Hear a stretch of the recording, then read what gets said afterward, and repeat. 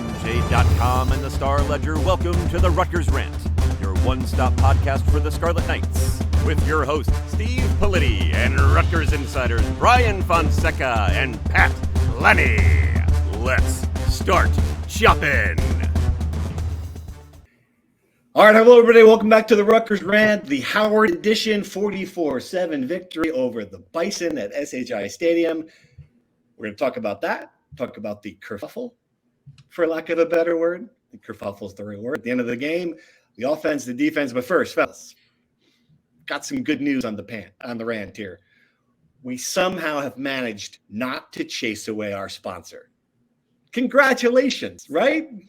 Yay! Yes, it is huge. Yes, Devco signed on to sponsor us for another year.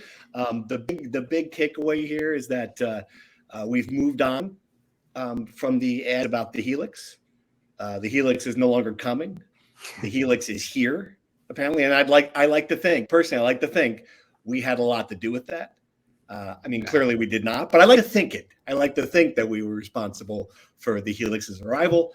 But now we're our signature sponsor in the corner. If you look up in the corner of the screen, the Rutgers Hotel, I think is a very appropriate sponsor for our podcast. Wouldn't you agree? I mean, because people fall asleep when they listen to us. That's good. I was going to say we're not like a Fairfield Inn kind of. Well, the one of us has stayed in a Red Roof Inn Dayton. I will say that one of us. The rest of us have. We have good taste in hotels, and the Rutgers is a fine. If you're going to come to New Jersey, I was recording an ad for it. If you're going to come to New Jersey for this game, you're staying at the Rutgers Hotel. I think this is a perfect sponsor. Totally agree. I'd like to say, with the Helix, we all deserve the Rutgers Rant podcasting room whenever they open it. I'm sure that's coming on the way, and we should have all our names on plaques there to memorialize our efforts to get that building built. The Helix is here. It's unbelievable. I can't wait. I can't wait for this podcast studio because obviously we got to move out of my music studio. So this is going to be big. Right. Exactly. Especially now that we have video. We'll put some cameras in there. But thank you to Chris Palladino. Thank you to Devco. Thank you to the Rutgers Hotel. You'll hear my attempts at sounding professional recording the ad soon. So that's the big news. All right. Football. Let's talk about it. I don't know. Since the only thing interesting that happened, I think we should talk about the kerfuffle off the bat. Interesting kind of moment. And we're in the press box. Brian already went down to the field. So Brian was in the middle of the kerfuffle, which he'll tell the story about. Pat and I are there, and he's working. Pat is feverishly typing, and I'm just kind of egging him on about it. I don't know. Backdoor cover. I'm doing like the backdoor cover dance, a backdoor cover, as he's writing this. But I thought it was over. I thought at the time it passed, Rutgers punted, but Howard was like, no, we're going to still try to score. Calling timeouts, throwing the ball down the field. Rutgers gets the ball back. And I still thought, there's not enough time on the clock. They're just going to run out the clock. But Craig Shannon thought otherwise, punched it in for a final touchdown. Brian, take us through what happened next, because Howard, coach Larry Scott, was not happy. He was not. And I don't know if anyone expected this. I mean, I published my story on Athan Kaliakmanis' performance with a score of 38-7. I was completely expecting to be 0-1 against the spread to start the season. And I'm sitting on the field and I think, oh my God, this is the craziest cover of my lifetime. And I see them score the touchdown. And I'm walking towards the field to film what's happening. And it looked like Greg Schiano and Larry Scott were taking longer than they usually do when coaches do the post-game handshake. And Greg walking towards me, and he has this face of like anger or I'm not sure what. It was not a happy face, I should say. So I figured something was happening. And then I hear some jawing coming around on both sides. I see Howard players and Rutgers players. They usually come together to give their post-game handshakes, but I don't think they were really exchanging numbers to go, hang out after the game. I think people were a little testy after the game, I would say. No punches thrown, no pushing and shoving, nothing like that. Although I got to admit, when I was in the middle of about 30 guys with helmets on who were much bigger than me, I was a little worried for my safety just to see what was happening, but kind of seemed like guys separated. The Bison went up the tunnel. The Scarlet Knights went up to sing the alma mater and kind of celebrate. Aaron Lewis had the honor of the chop axe and threw it down nice and hard and all that fun stuff. But for a hot second there, it was looking a little looking like this would be a situation. Pat, on the video, Pat, there's the moment where Schiano finishes interaction and he's walking, and then he does the best pivot you could only describe it he was so quick you could not slow down the video to see Like it was like he just flipped his head, went back at. It was pure emotion, right? It was pure It was emotion. absolutely more emotion, right? Yeah, and I heard what he said about it. I get it. And he made it clear that the calling of the tight ends, like people are like, well, I call tight ends through the ball. He made it clear, no, we were doing this. We paid for Howard to come here. We need the reps. We were gonna show those the second tier, third teamers deserved a chance to play and try to score as well. What do you think about that explanation? Well, there's 2 points here, and one is two questions really. Did Rutgers run up the score? To answer that, my opinion is no. I do not personally, given the circumstances, like you said, Howard was calling timeouts. Rutgers had its third string guys and it was still running the ball, not throwing the ball. But the other point being what Giano said in his post-game remarks about the situation. You mentioned it a little bit, but the part you didn't mention was that he talked so highly about Howard at the top of his press conference. And then when he was asked about running up the score, he made a comment about FBS teams playing FCS teams and how FBS teams have to pay for that and pay for these FCS opponents to come in. So he was basically saying, we're paying Howard to be at the mercy of whatever we want to do. And I thought if there was anything that was classless, it was that kind of comment. Really interesting. That is an interesting way of putting it. I hadn't thought of that. I guess I don't, Brian. What do you agree with that one? I guess that's kind of the contract they're signing, but there is some sportsmanship at play. Certainly, they didn't need the touchdown. I mean, you can make the case, and again, like I understand that part of it. We're playing to the end. Was it necessary? I don't know. Was there a message to show your team by taking a knee there? What do you think?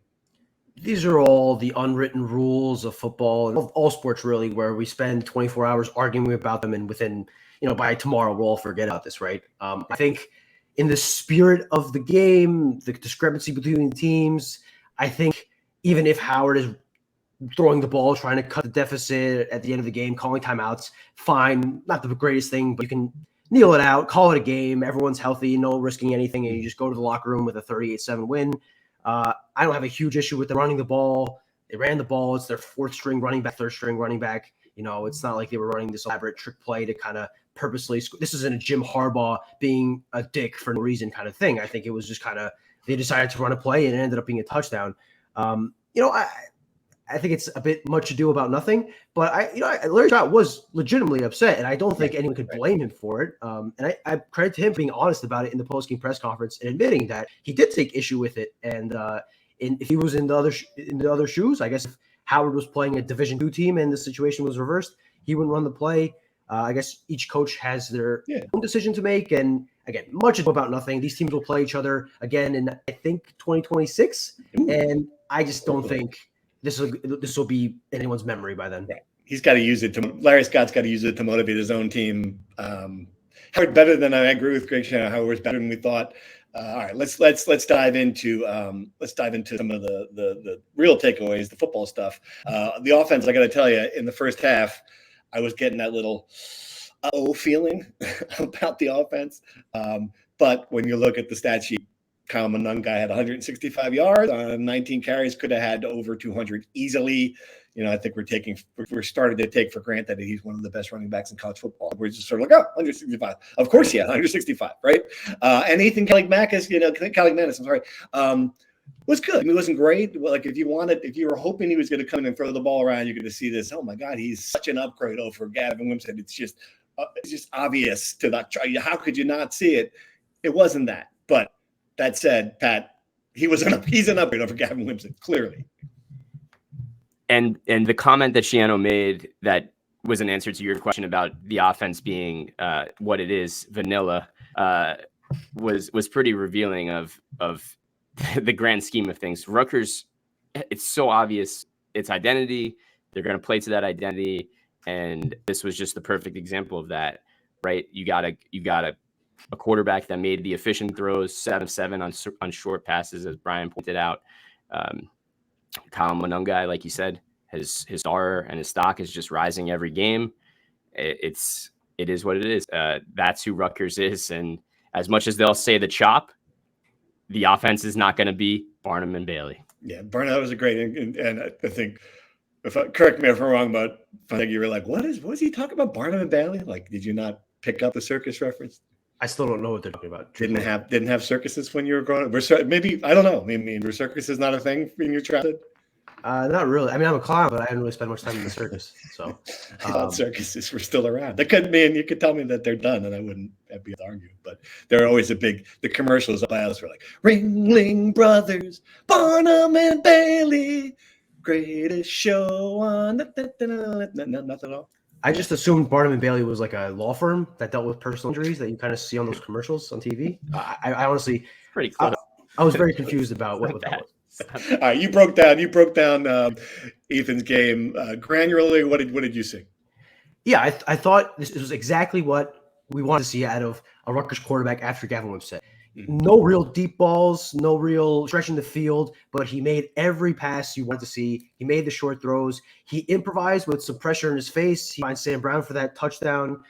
Connects with Dymere Miller and Chris Long and Ian Strong on a lot of simple short plays. They let him throw down the middle. They let him throw to a tight end. It's like these things that were unfathomable last year are all of a sudden locked up, which, again, this offense is not going to be the greatest show on turf, but it's not going to make you rip your hair out because a guy can connect on a 5-yard slant or a screen pass, which, again, is a huge upgrade from what they had last year. I thought Larry Scott, Howard's coach, had a great summary of kind of his performance. He didn't do anything to wow you, but he didn't hurt his team. He didn't put the ball in danger. He completed the simple passes. He was a game manager, right? And I think that's what Rutgers needs right now. They'll nickel and dime you. They'll give the ball to Kyle Monungai and Sam Brown, who looked really good, and they'll just beat you by 1,000 paper cuts. It's so funny, like when you say that, when you use that word game manager, it's kind of like it's seen as an insult in football these days. But for Rutgers, it's like, we'll take a game manager. Kenny Fletcher, you mentioned, Pat. I mean, that's kind of got overlooked a little bit. That's something they have not had. Like, you kind of knew Miller was going to be a better target. You kind of thought they were going to have overall as good. They were going to be better offensively through the weapons. We didn't see that, but we did see with Kenny Fletcher. And I do wonder, does he translate into Big Ten games? Is this going to be a big part of the offense? It's so interesting because when Shiraka came and people dissected his film in Minnesota and all his other stops, it's like there was a lot of tight end usage in those seasons, and it was kind of a big question mark, like what happened to it last year. So it was encouraging to see that. Kenny Fletcher, should be noted, also had a great game blocking. And Greg mentioned how violent he is as a blocker, and I thought I could definitely see that on some kickouts and on some traps. Even I thought I saw them running, so it was great. Very encouraging for Rutgers and something new for sure. All right, defense. Oh, you want to go really quick on tight end? Sorry, really quick on tight end. Last year they connected on 18 passes to a tight end all season. 14 to Johnny Langan, 4 to Sean Bowman, and Kenny Fletcher had 4 in this game alone. And obviously with Victor Konopka getting 1, that's 5 in one game. So they're almost a third of the way to what they had last year. But I wrote that obviously this morning when I talked about Kenny. I looked this up this morning. Johnny Langan had 4 catches against Northwestern last year, and he had 10 in the last 11 games of the year. So is it the level of the opponent with Howard? Is that kind of allowing Kenny Fletcher to have more protagonism than he will the rest of the season? I tend to think that he will still be pretty prominent in the passing game. Right. I mean, they trusted him on that 3rd and 10 to convert. They gave him the touchdown pass. But I just think we got to kind of see a little more against Akron and then Virginia Tech to kind of get a real grasp of how much he'll be used. But I think it's pretty clear at this point that in 9 months since he's converted to a defensive end, he's taken over that role as the starting tight end. And I think everyone else is kind of just playing from behind and use more of a blocking tight end, and he'll be the pass catching tight end option at that position. Right. All right. Defensively, we're going to judge this unit on a curve, a high standard. And that's why when I say on a day that the final accounting, they scored as many points as they gave up defensively, that's usually a pretty good performance. I wasn't overwhelmed. I didn't like the fact that they didn't get at the quarterback much. They didn't contain him well. Only 1 sack. It was, I think, if not at the Howard's last possession, then certainly right near the end of the game. I mean, and I get it. When you're missing Tyree Powell, that's a big loss. The Motoré doesn't factor in anymore. He's going to miss the rest of the season. Secondary looked good, but for the most part, you agree with that assessment that maybe not as good as you were expecting from the defense? I think that's fair, but I also think in the big picture that there's so many newcomers that were on the field in that situation that they kind of were figuring it out as they went a little bit. I do buy into that a little bit. Just think about it. 4 different linebackers played, at least 4, could have been 5. True freshmen starting at safety, Kaj Sanders, Jordan Thompson started in place of Wesley Bailey. The rotation was going strong. I can't wait to see Pro Football Focus stats and grades that come out of it, because there were a lot of guys that played defensively. I don't have the number right now, but I know it's going to be pretty high.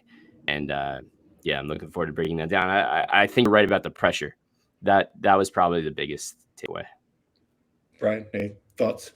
Yeah, I agree. I was hoping for them to create more pressure. This is probably going to be the weakest offensive line they'll play all year, and the best opportunity to rack up those sack numbers. So it was a bit. Yes, I agree. Wesley Bailey's not playing is a big thing, but Aaron Lewis was playing, and I thought he got some pressure. He just couldn't get to the quarterback. Maybe the quarterback's mobility impacted that, but I was disappointed in that. But we did say that we'd like to see some takeaways and some game-changing plays from the defense, and Eric Rogers doing that on the first defensive drive of the game was a pretty good omen, especially for a guy who's moving up from the first cornerback off the bench last year to a starting cornerback. I think that's really encouraging to see him get that takeaway and have a pretty good game.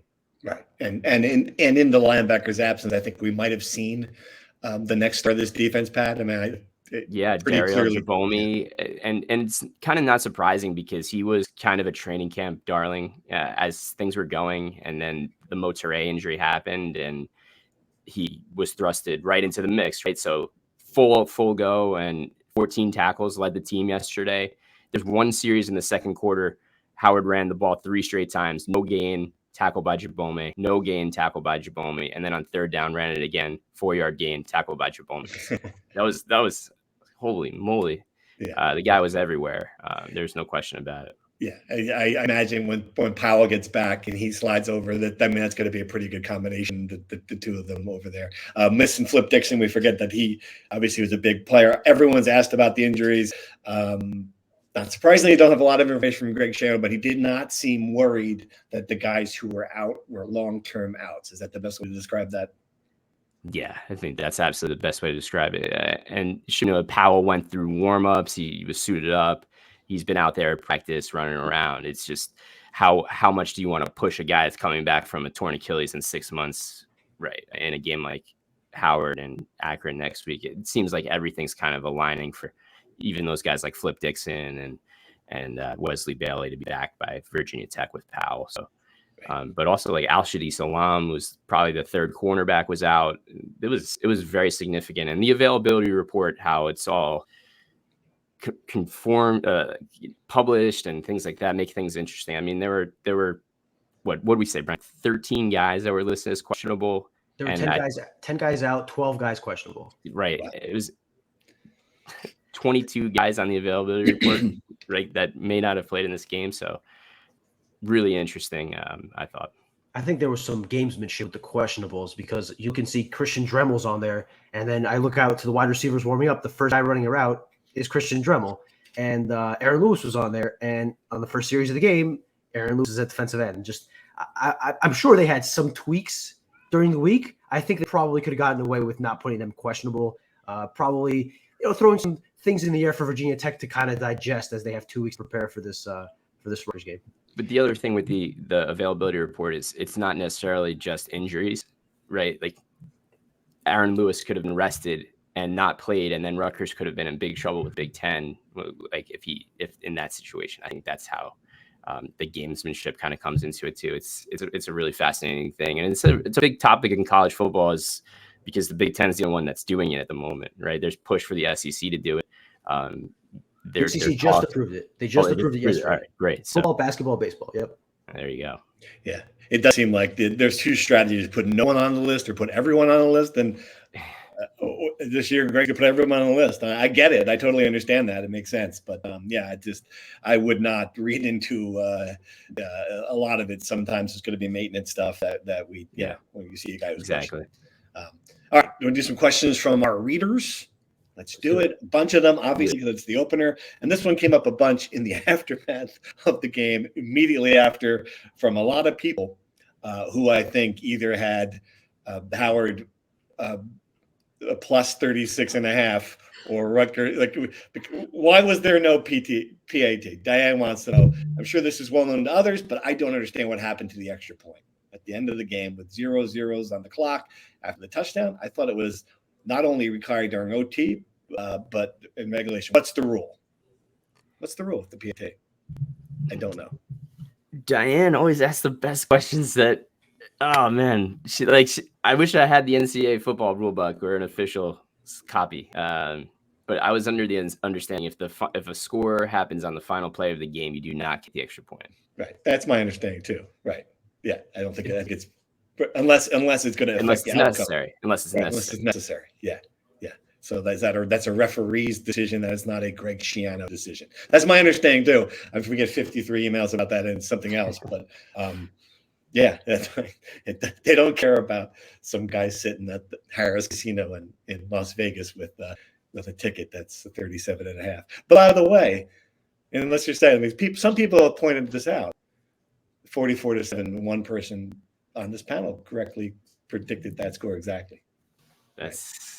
Who was that? Yeah, that was me. Yeah, I think Congratulations to him. He should have bet it. Can you imagine how much money he would make if he bet exact score? I can't bet, Gavin. You can imagine money I would have lost over the course of my life if I bet on Rutgers. Holy cow! You live in a cardboard box at the end of the road. Okay, all right. Let's move on. Let's move on from there. All right, more questions. And this is a big picture question about quarterbacks. Can you give us your take on the quarterback situation compared to our quarterbacks of the past?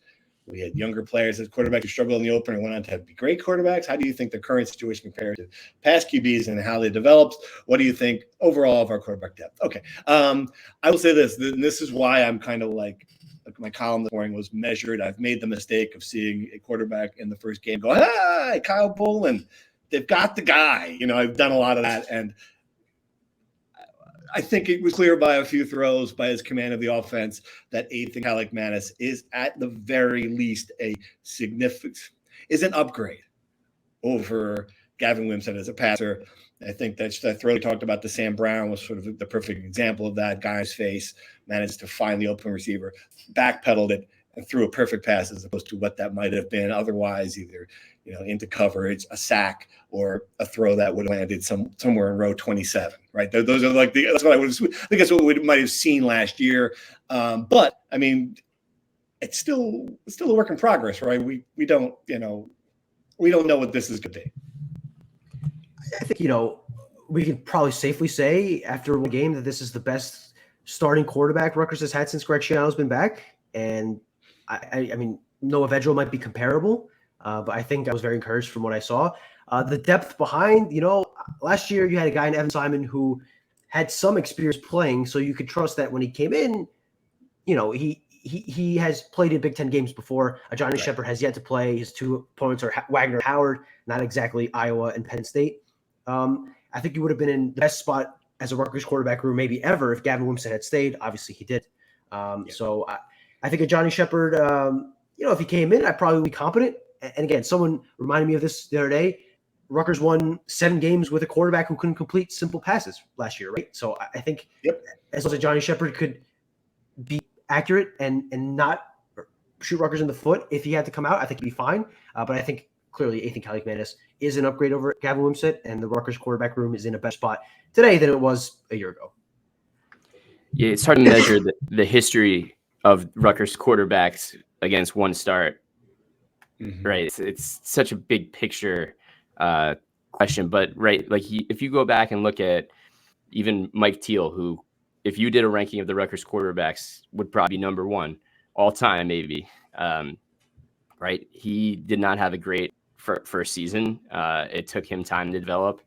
That's what's been missing in the Rutgers quarterback pantheon. There's been no development. This is a unique situation in its history because Athan Kaliakmanis got that development per se at Minnesota. So he kind of came as an experienced quarterback already. So you kind of have to grade him as an upperclassman kind of experienced guy. So I don't know. Like I said, big picture, it's hard to say off one game, but it is worth noting that as the question pointed out, like even some Rutgers greats, Gary Nova had struggles big time benching even. So yeah, it's wild.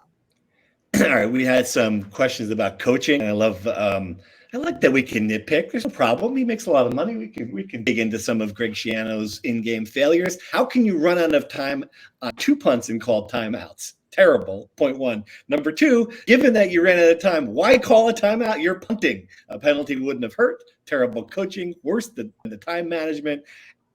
All right, it's a minor thing. You're playing Howard, but to the point, Howard scores a touchdown at the end of the second quarter. Rutgers gets the ball back with I don't know, I don't have it in front of me, but about a half minute, maybe 40 seconds, drives down the field on a big run pretty quickly. You would have liked the timeout there. You settle for a field goal. Maybe that's the best you were going to do anyway. I don't know. It was kind of, if we're nitpicking at special teams, at Greg Schiano's specialty, wasn't a great debut. You kind of nailed everything there. I won't add too much, but you can't celebrate every great moment on special teams, the blocked punts and how much go into that, the minor details and the schemes and figuring out the gaps and which blocker is going to get through. And they try to do that. Like, I don't know how else to say it. Like, they put so much emphasis on those plays because they're so game changing that for 4 years as a program that couldn't match up with other Big Ten programs, they had to find every kind of advantage they could. That was one that they could. And so it's hard to play both sides of the ball, both sides of the coin on that one, in my eye. What I would say is I watched some of the broadcast back at bed this morning. It sounds like the second time out, Daryl Jabomi called it. Okay. Must have been some kind of miscommunication because, according to the broadcast, when he went back to the sideline, Greg Schiano was upset that the timeout was called. So the first one, I believe, was Greg Schiano. Must have been some sort of thing, look, he didn't like. But the second one was Jabomi. It's his first start. I think he kind of gets a mulligan there. And I'm very certain he won't make a mistake like that again. Okay. Good point. Good clarification, but a good question, certainly.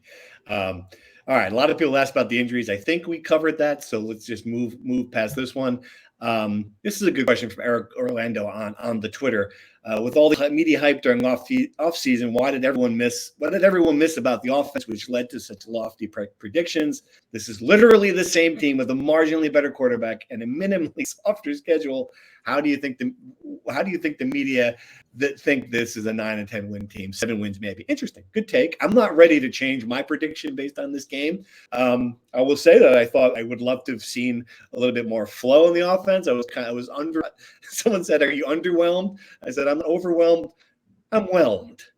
Like, for lack of, I'm just kind of whelmed. But I don't know. I think it's too early to really take this from, we over predicted. Do you guys have any regrets about 10 wins, Pat, for example? When they didn't score in their first 3 possessions, and then it was ultimately 14-7 going into half. I was Citrus Bowl 10-2. Everyone was throwing stuff at me in the press box, but no, I think I viewed 10 wins going game by game, and I just think when you look at it from that perspective with the schedule, the elite defense, Rutgers being who it is with the running game and the slightly improved passing game, everything, and the experience, like, everything just adds up. So that's not going to change based on 3 empty possessions to start the game.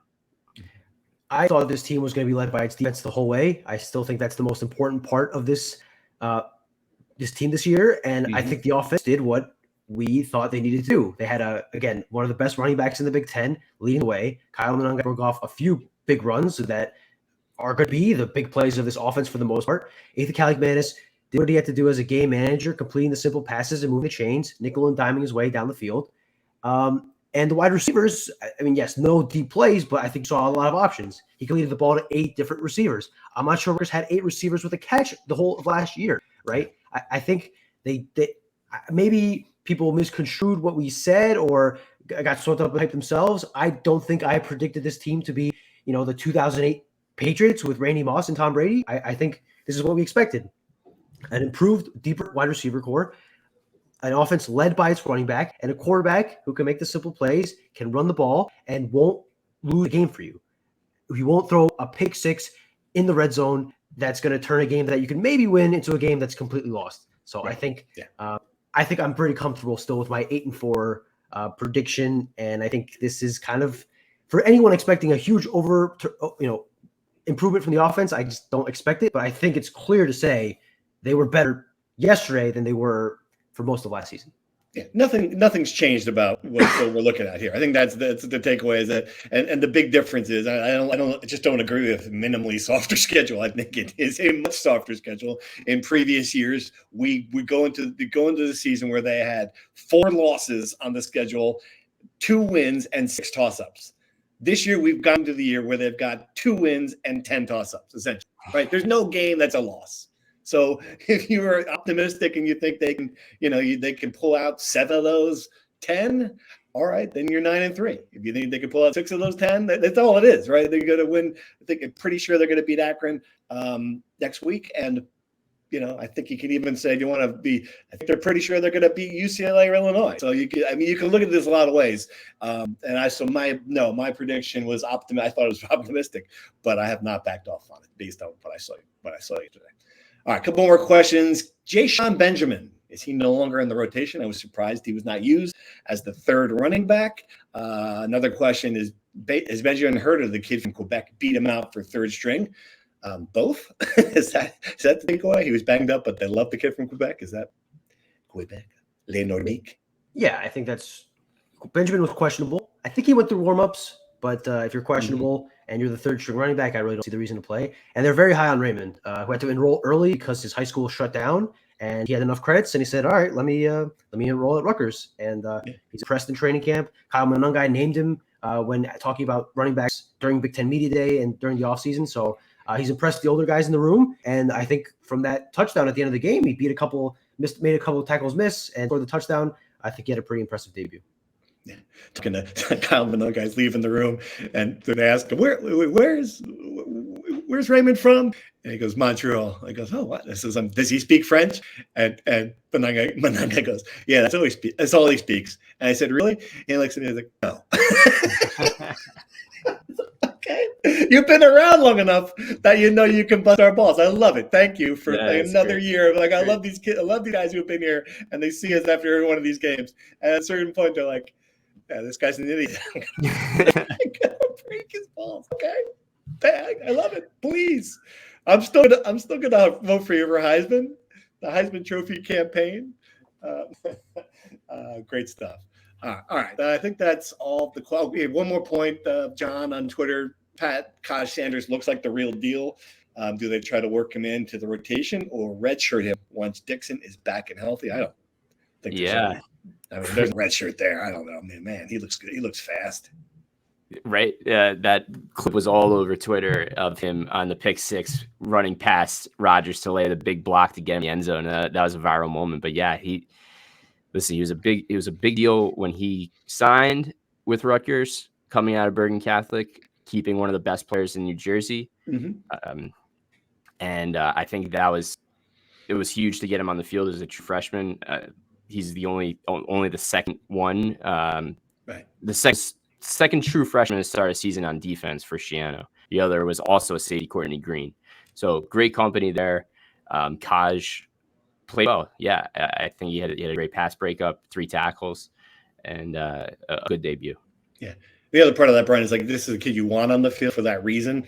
If you want there were recruits. I'm assuming there were recruits in the stands who played against Kaj Sanders, and when you played against him last year and you see him starting this year, and you're thinking of going to Rutgers, right? That's still matters. Even in the NIL world, that still matters. Playing kids don't want to sit behind someone; they want to start. And if you see someone starting, I think that's It's always good proof to have that if you're talented enough, they'll play you no matter how young you are. It's your first college game and you're starting. Obviously you started because Flip Dixon wasn't around still to be able to grab that opportunity when there are older guys in your room that have been fighting for position as well. Very encouraging. Not many recruits at the game because it was a Thursday night. A lot of teams were starting their season. A lot of teams were practicing still. So hard to get team players on campus for a 6 p.m. kickoff. But those that saw on TV or saw on social media, like Pat said, the viral moment of him running past Eric Rogers. I asked Rogers about it. I was like, did you feel like a gust of wind to your left side as he ran through? And he said he just looked up and he saw Kaj running past him like, Usain Bolt. So I think people will see that and be very encouraged. And I think people at Bergen Catholic are certainly talking about it. And that always helps when you're trying to recruit kids from those schools. Absolutely. All right. Good job with the questions, everyone. Thank you for bringing it. Anything else? I wrote down great student section. I think the atmosphere was pretty good. Wasn't certainly 47 was the announced crowd. Upper deck was mostly empty. For a good night. It wasn't a special type of crowd, but students, my gosh, they showed up and showed out. Yeah. Very smart planning. They had convocation the same day, freshman convocation. Then they had a first-year only barbecue outside the stadium at Athan Glen, and then they put them into the stadium at like 4:30 after the gates opened. And they were there, to their credit, well past halftime. I joked with Pat, how soon after the halftime, horn goes off, are they all leaving? But to their credit, they stayed there deep into the third quarter. So that's encouraging. That's how you build a new legion of young fans. And I think they had a pretty good experience for the first game. Absolutely. Brian, do you want to talk about the event, the other leading into this on Wednesday night? Ryan Passari, interim AD's first public appearance. We act like he is, taking over for the president. First public appearance by Ryan Passari. But it was a really well attended NIL event. Made some comments. I mean, I saw them on social media. Everyone sort of raving about his had a moment. You were there. Thoughts? Yeah, I think a couple of things. One, the fact that he was there and talking to donors about NIL is a huge step forward from his predecessor. I don't think Pat Hobbs would have been within 1,000 miles of that venue, let alone go on stage and talk about these things to donors. And I think that's very encouraging for donors who have felt that Rutgers athletic department has been way conservative, frankly, with NIL. He had a good analogy of, the collectives have been pushing a rock up a hill for a year and a half now, 2 years with this NIL, and now they're coming from behind him and helping them push the rock up the hill. So they're getting help from the athletic department. John Newman, the president of the Knights of the Raritan, called it a complete 180 from the previous administration's kind of view on NIL, and I think that's very encouraging if you're a Rutgers fan and you see the landscape of college sports, how every other athletic department is handling this aspect of it, that Rutgers is finally in the arena. And look, they still have to prove it. They still have to prove it with action. And they still have to show that this support will result in more donations and better outcomes in this arena. But I think it's a great first step to have the athletic director coming in, talking about this, and putting it on his shoulders that this is important and that the athletic department is behind them. There was a lot of officials. Sean Tucker was there. Steve Peichel was there. They brought 3 players. People were very fired up about Steve Peichel's speech. And it's encouraging. Again, not only would Pat Hobbs not be there, other people below him would not be there because they follow the lead of the athletic director, obviously. So Ryan Passari led by example. And again, I think it's a good first step for the athletic department under his leadership. It's such a simple thing. And I just think about how different it might have been had Hobbs just done that. If all right, we've got a collective, they're trying to raise money. All right, we're behind. It's not I don't think it would have changed. Maybe it would have changed it a little bit. But I don't think it would have made a significant change to this. But it would certainly have taken the narrative away that he wasn't doing enough, or at least some of that narrative. We wouldn't have written this Sarge's massive story about this. It's just such a simple thing, right? And when you see someone else do it, you're like, oh, oh, well, that would have been good. So overall, though, I think the mood, if you're I didn't get a lot of chatter about Hobbs leaving. I don't know that was the people seem to have moved on at the game, at least. A lot of people I talked to seem just happy to have a game in front of them, Pat. It's I think, all right, the season's here. We went through that. Now we are focused on next. We got Thursday night and we got next Saturday. And we are on. We're going. And I think it probably helped. It absolutely helped. There was a lot of energy in the parking lot and at the boardwalk, and it just seemed like everyone was happy to be there, given the circumstances. And it was even great. Ryan Passari was also in the press box, shaking hands with everyone in the press. That was nice. I genuinely feel the people skills that he has, and I think that's noteworthy from a guy in a serious leadership position. Right. All right. Anything else? We missed anything? Yes, a couple of things on radio. Okay. Hoops items. The timing for the Las Vegas tournament has come out. Brutal schedule for Rutgers, who's playing Notre Dame at 10:30 on Tuesday, and then the next day, 24 hours later, is playing Alabama at 10 o'clock. These are Eastern Standard Time, right? So the game would be at 7:30 in Las Vegas. But if you're a Rutgers fan, it's going to be a long week of late tip-offs. Or you're in Vegas and it's just before dinner. You can look at it that way. Yeah. It's going to be the appetizer for the craps table, as always. Exactly. The casinos are just getting started when you walk out of that game. Either way, yeah, you're right. No, it's kind of a bummer. I agree.